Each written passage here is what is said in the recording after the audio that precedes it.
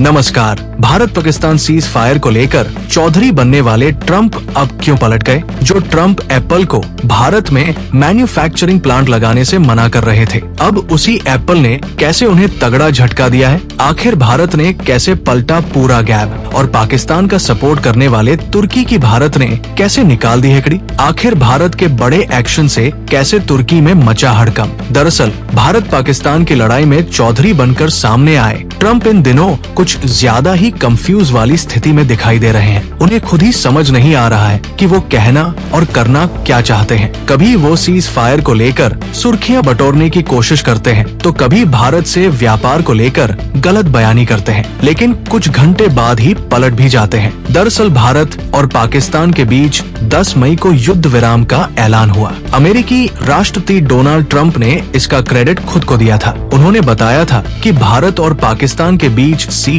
Fire पर सहमति उनके कहने पर हुई है, लेकिन ट्रंप के इस दावे को भारत सरकार ने खारिज कर दिया था, जिसके बाद ट्रंप की दुनिया में खूब किरकिरी भी हुई और अब ट्रंप ने भारत के व्यापार पर बुरी नजर लगाई है। उन्होंने एप्पल के सीईओ टिम कुक से कहा है कि वो भारत में आईफोन न बनाए, लेकिन अब एप्पल ने भी ट्रंप को बड़ा झटका दिया है। ट्रंप के बयान के बाद एप्पल की ओर से साफ कर दिया गया है कि वो भारत में अपने आईफोन का प्रोडक्शन जारी रखेगी। दरअसल एप्पल का भारत को लेकर बड़ा प्लान है। वो अगले साल के अंत तक भारत में भारी संख्या में आईफोन का प्रोडक्शन करना चाहती है। उधर ट्रंप सीज फायर वाले बयान से पलटी मारते हुए दिखाई दिए। दरअसल भारत और पाकिस्तान के बीच सीज फायर पर दावे करने वाले अमेरिकी राष्ट्रपति डोनाल्ड ट्रंप अपने बयान पर सफाई देते हुए दिखाई दिए। उन्होंने कहा कि भारत और पाकिस्तान में दुश्मनी बढ़ती जा रही थी, इसीलिए हमने सिर्फ समस्या को सुलझाने में मदद की है। ट्रंप ने कहा कि मैं ये नहीं कह रहा कि मैंने मध्यस्थता कराई,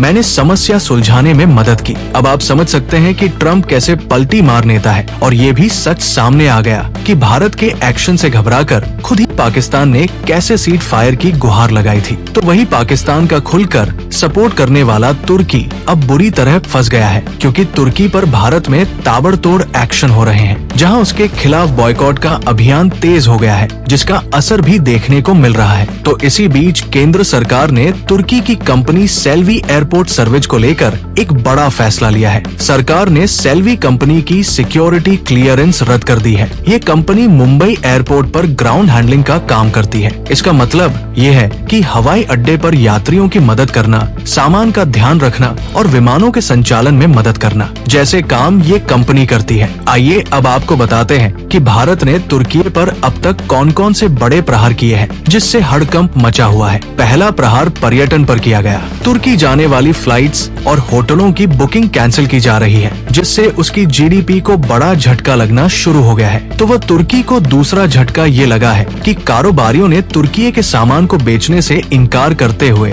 वहां से आयात होने वाले सभी सामानों पर रोक लगाने की मांग की। इसके अलावा तुर्की में होने वाली फिल्मों की शूटिंग को रोके जाने की तैयारी की जा रही है, जिससे तुर्की को बड़ा आर्थिक नुकसान होगा। इसके अलावा तुर्की की यूनिवर्सिटी से समझौता रद्द कर दिया गया। जेएनयू और जामिया मिलिया इस्लामिया ने तुर्की के सभी एजुकेशनल संस्थानों से हुए एमओयू को रद्द कर दिया है। और आखिरी प्रहार की बात करें तो तुर्कियों को आतंकवाद का साथ देने वाला देश घोषित करने की मांग हो रही है। कुल मिलाकर तुर्की को हर मोर्चे पर घेरना शुरू हो गया है, जिसका असर भी दिखना शुरू हो गया है। और रही चौधरी बनने वाले ट्रंप की बात, तो अब वो कैसे पलटते हुए दिखाई दे रहे हैं, उससे आप अनुमान लगा सकते हैं। अब तो खुद एप्पल ने ही उन्हें झटका दे दिया है।